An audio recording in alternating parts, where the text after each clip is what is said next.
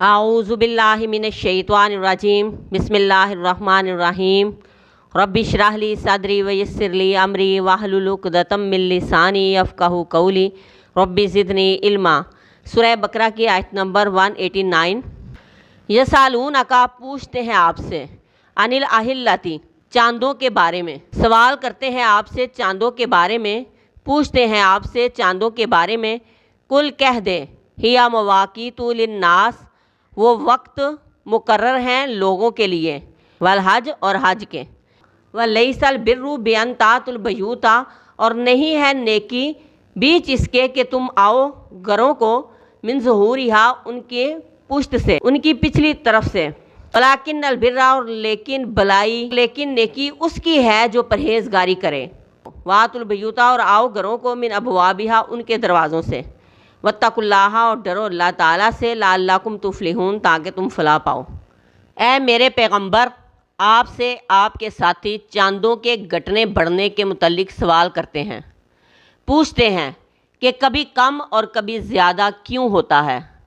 عرب کے صحرا میں چاند کی گھٹتی بڑھتی شکل عرب کے لوگوں کو اپنی طرف متوجہ کرتی تھی۔ چاند اللہ تبارک و تعالیٰ کی نشانیوں میں سے ایک بہت بڑی نشانی ہے، کیونکہ چاند تک کسی انسان کا ہاتھ پہنچ ہی نہیں سکتا، اور نہ ہی چاند زمین میں بسنے والی کسی بھی مخلوق کے کنٹرول میں ہے۔ اس کا پورا کنٹرول خالق کائنات کے پاس ہے۔ چاند کے بارے میں ہر دور میں لوگوں نے توہمات وابستہ کی۔ اس کے گھٹنے سے اور بڑھنے سے لوگوں کی اچھی اور بری قسمت بتانے لگے۔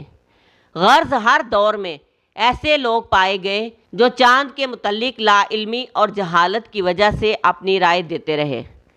آپ صلی اللہ علیہ وآلہ وسلم سے آپ کے ساتھیوں نے چاند کی حقیقت کے متعلق پوچھا کہ ایسا کیوں ہوتا ہے، یعنی چاند کم یا زیادہ کیسے ہوتا ہے۔ آپ کو خطاب کیا گیا کہ ان سے کہہ دیجئے کہ چاند لوگوں کو وقت بتانے کا ذریعہ ہے، اور خاص طور پر حج جیسی عبادت اور مناسک کو ادا کرنے کا ذریعہ بھی ہے۔ یہ ایک عالمی اور کائناتی کیلنڈر بھی ہے، لوگوں کے اوقات، ان کے کاموں کا وقت مقرر کرنے کا ذریعہ بھی ہے۔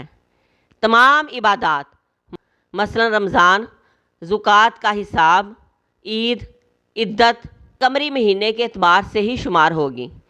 ان سب کی ادائیگی اور ان کا حساب ہم چاند کے ذریعے ہی کرتے ہیں۔ اس رب کائنات کے ہاتھ میں چاند کا کنٹرول ہے، لہٰذا اس ذات نے اسے بے فائدہ پیدا نہیں کیا، بے مقصد ہی وہ گھٹتا بڑھتا نہیں، بلکہ یہ تمام کائنات کے لوگوں کے لیے ایک کیلنڈر ہے۔ پھر فرمایا کہ نیکی یہ نہیں کہ تم اپنے گھروں کو اس کی پچھلی طرف سے آؤ۔ اہل عرب نے اپنی عبادات میں بھی کچھ ایسی باتیں شامل کر لی تھیں جن کا دین سے کوئی تعلق نہیں تھا، کوئی اصلیت اور کوئی حقیقت نہیں تھی۔ ان میں یہ کہ اگر کوئی شخص احرام پہن لیتا اور گھر سے حج یا عمرے کی نیت سے نکل جاتا، اور اگر پھر اسے گھر واپس آنا پڑتا کسی ضرورت سے، تو گھر کے دروازے سے اندر داخل نہیں ہوتا تھا۔ ان کا خیال تھا کہ اگر احرام پہننے کے بعد کوئی چیز آسمان اور ان کے سر کے درمیان حائل ہو جائے گی تو اس سے احرام باطل ہو جائے گا، اور دروازے کی چوکھٹ کے نیچے سے ان کا سر گزرے گا تو احرام باطل ہو جائے گا، لہٰذا وہ دیوار پھلانگ کے گھر آتے، اور دیوار بھی گھر کے پچھلے حصے کی، پچھواڑے کی۔ یہ بے وجہ کی مشقت تھی جس کا دین کے ساتھ کوئی تعلق ہی نہیں تھا۔